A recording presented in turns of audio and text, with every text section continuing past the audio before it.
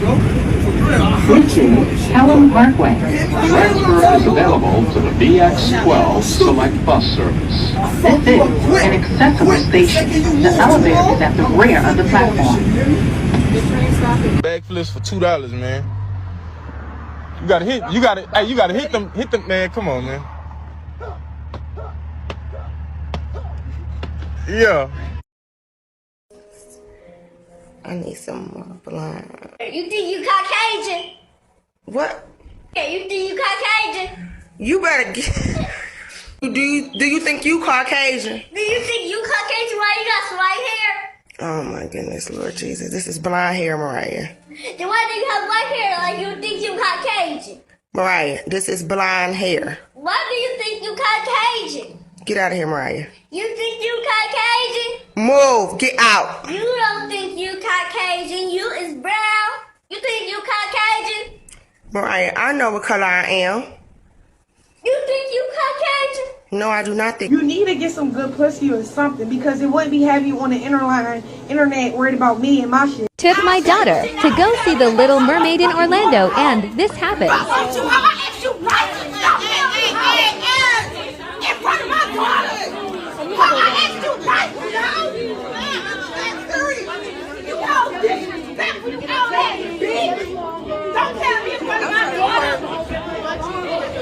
Oh, I need a refund on my ticket. No.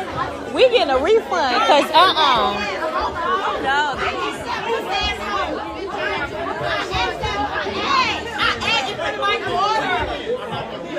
Hey, excuse me. We need a refund.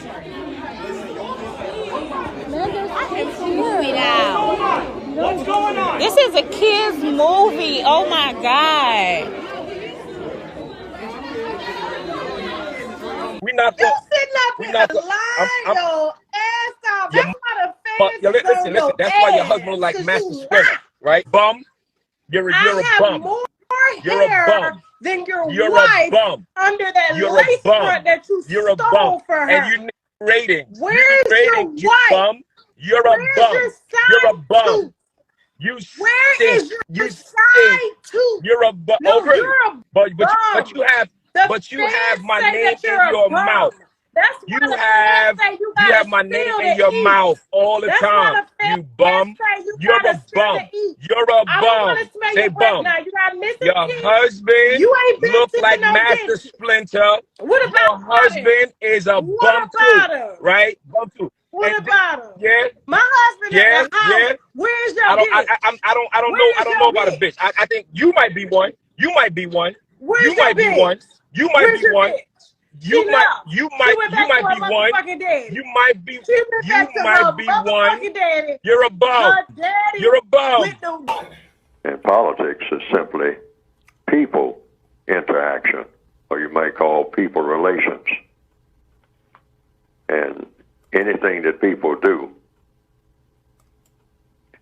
in contact with other people is political. Sometimes people will say, well, you can't mix religion with politics. I think that logically speaking, that's incorrect, because religion is political if it has anything to do with people. Politics has to do with any interaction between people. So if you're going to have a function in religion, you have to have people interacting with each other. Preachers refer to in the Christian religion as their congregation, which means they are relating to people. They are interacting with people. They're talking to people from a pulpit on Sundays, usually. And they interact with people, I mean, in many, many other ways, according to their religious principles. You can't have a religion without people. Religions directed toward people in the traditional sense, and not other creatures. People are usually expected to be involved in religion.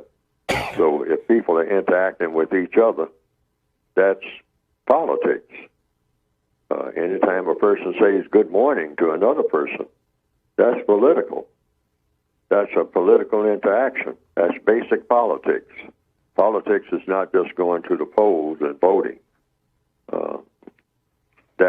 That is a form of politics, a segment of it, but that's not the general segment. The general segment is anything that people do or say, one person interacting with another, is political. And that's the way I have it in the book. And I think that that's accurate because I think that that's logical, and I think that that is also constructive.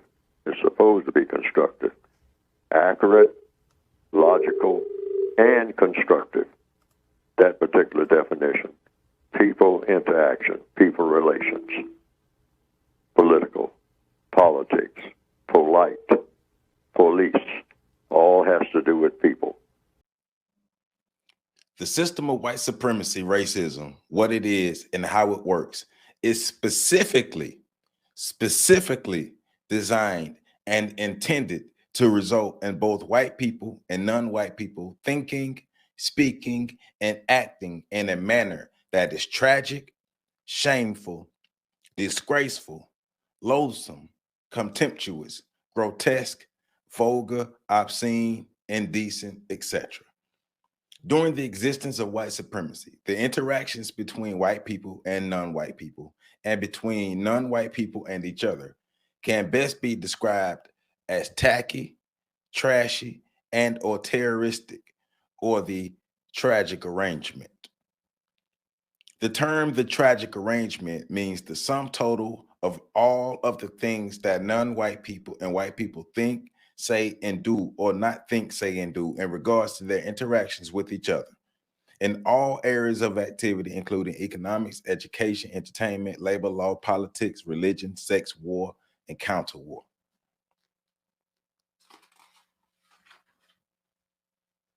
The tragic arrangement has the effect of doing great harm to non-white people in regards to everything that they say and do in every area of activity.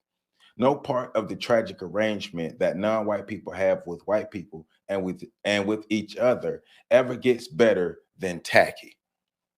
According to the evidence and based on compensatory counter-racist logic, the tragic arrangement is the result of the lack of will of the white people and the lack of the ability of the non-white people to do what is necessary to replace the system of white supremacy with the system of justice. The function within the system of white supremacy, and to function within the system of white supremacy, insanity is a requirement. And let me read that again. To function within the system of white supremacy, insanity is a requirement. Racist man and racist woman require that their victims cooperate in helping to maintain the system of white supremacy. To cooperate with the system of white supremacy is to promote an insane, out of balance way of thinking, speaking, and acting by all people. Welcome back. Welcome to On the Shoulders of Giants. Happy Monday. This is Joseph Ward, and I am continuing my review of Neely Fuller's groundbreaking book, The Compensatory Code, or better known as the United Independent Compensatory Code System Concept, a compensatory counter-racist code, a textbook workbook for thought, speech, and or action for victims of white supremacy by the great elder Neely Fuller Jr. And I am picking up on area 6, which is politics. And as you saw the opening video, you saw the trashy, tacky, and terroristic behavior. And you also heard Neely Fuller say that politics is people interacting with each other at its core, at its base. Politics is people interacting with each other. And then to repeat it again, to function within the system of white supremacy, insanity is a requirement. So that explains our behavior and how we politic with each other. Black people in America, how we politic with each other. So in this episode, I'm going to be using the words politics, politic, and interact interchangeably. So going off compensatory logic, politics is how we interact with each other. So we're politicking, right? And we can see that not 100% across the board, but in too many of us in Black America, or just Black people throughout the world, how we interact with each other is trashy, tacky, and terroristic. And we are clearly insane. The system of white supremacy has driven us insane. But once again, insanity is a requirement. It's a requirement to continue a inhumane and unjust system. To continue an unjust system, you need to be insane. You need to be sane to produce and continue a justice. So this is the foundation that we setting for this section, for this area 6 politics. This is the foundation that we're setting. How we interact with each other and why we interact with each other the way we interact with each other, right? So let's continue. So this part is saying the quality relationship, right? So what is needed is a functional, codified quality relationship to replace the tragic arrangement, right? And once again, the tragic arrangement is the result of the lack of the will of white people and the lack of the ability of the non-white people to do what's necessary to replace the system of white supremacy with the system of justice. So the tragic arrangement is both white people and non-white people are willing and are conscious and unconscious participants in the continuation of the system of white supremacy. That's the tragic arrangement. So let's explore the quality relationship. So what is needed is a functional, codified quality relationship to replace the tragic arrangement. What is needed is the universal lifestyle expressed through the use of truth and in such a manner as to result in justice and correctness. What is needed is for every person to function as a universal man or a universal woman, speaking and acting in every area of activity in a manner that guarantees that no person is mistreated and guarantees that the person who needs help the most gets the most constructive help. Corrective actions. Behaving in a manner that can produce justice, not behaving in a manner that is insane. We are reacting to the insanity that we were born in. You merely adopted the insanity. I was born in it, right? This is how we were made. Negroes were made to be destructive. Think about that. It's a survival mechanism for the system of white supremacy. Negroes were made to be destructive. Look at the opening clips. Look at our behavior. We can see this everywhere. All of these behaviors were either recorded by the individuals or recorded by others in public and then put out. They recorded it. The actions happened. They recorded it and then put it out. Some of them was live streams. Negroes were made to be destructive.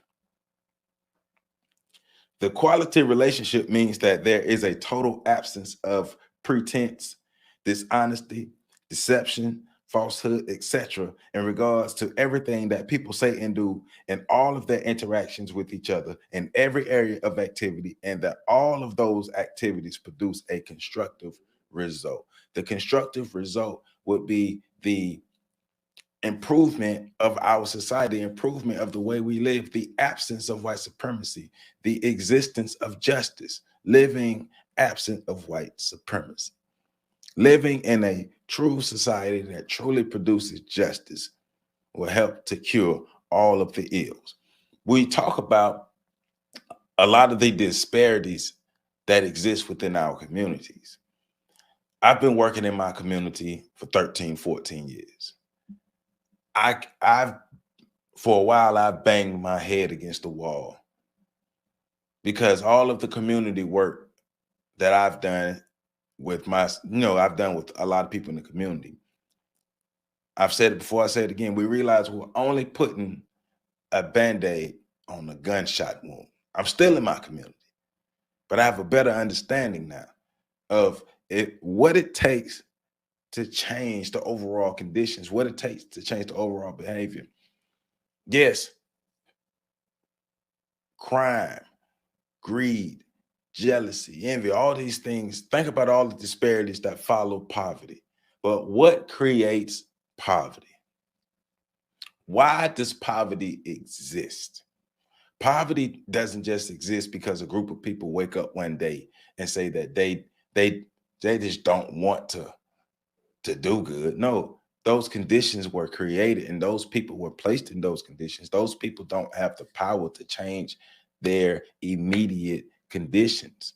They were overpowered and they were put there by a group of people who are in charge of them, in control of them. And so until the people are able to gain the power to change their situation, to oppose racism, that's the root of everything. That doesn't take away personal responsibility, but it gives a clearer picture of what we're dealing with.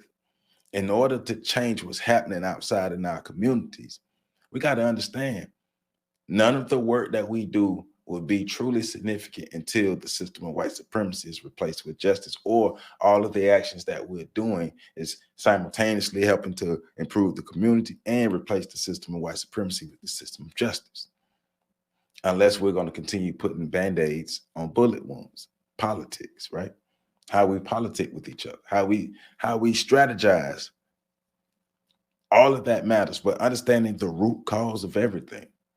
If you build something on racist soil, you will get decrepit outcomes. Welcome to America. So, universal man, universal woman. It is important to remember that all people, both white and non-white, should at all times do what they can to evolve swiftly into universal man and universal woman, right? The terms universal man and universal woman applies to any male and for any female person who knows and understands truth and who has used that knowledge and understanding in a manner that has produced justice and correctness in all places and in all areas of activity. Our job is to evolve into universal man and universal woman in order to change our situation, in order to have a brighter future for our children. If we want our descendants to have a brighter future, we have to transform ourselves into universal man and universal woman. And as I was reading this yesterday, and I talked about it last week, but I'm going to hammer it home a little more this week. It is imperative, and I'm talking, before I go into this, let me say, I am talking to myself first. I'm not just saying this, but I'm talking to myself first, because it doesn't matter if I don't adopt, if I don't practice what I preach, none of this matter. None of this matter. If any of you ever hear that I am not practicing what I'm preaching, stop messing with me. I'm dead serious. If you ever hear that I'm not practicing what I'm preaching, stop messing with me.